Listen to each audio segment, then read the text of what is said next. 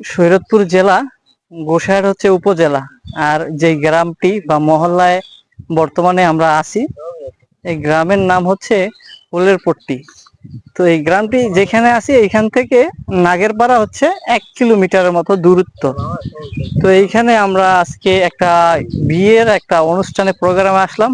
যেহেতু গ্রামে ঈদের সময় প্রচুর পরিমাণে বিয়ের অনুষ্ঠান চলে ঈদকে কেন্দ্র করে, তো সেই উপলক্ষে আমরাও একটা বিয়ের অনুষ্ঠানে এই গ্রামটিতে আজকে আসছিলাম।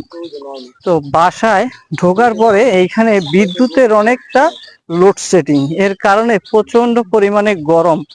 তো এই বাসা থেকে একটু বের হয়ে হাঁটার জন্য বের হলাম।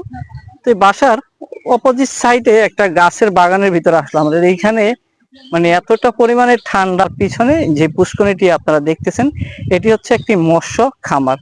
এর পাশেও আরেকটি আছে মৎস্য খামার। আর এর সাথে আমি যদি আপনাদেরকে দেখাই যে গাছের পাতাটা কতটা পরিমাণে দুলতেছে, এটা হচ্ছে বাতাস, প্রচন্ড পরিমাণে বাতাস এইখানে।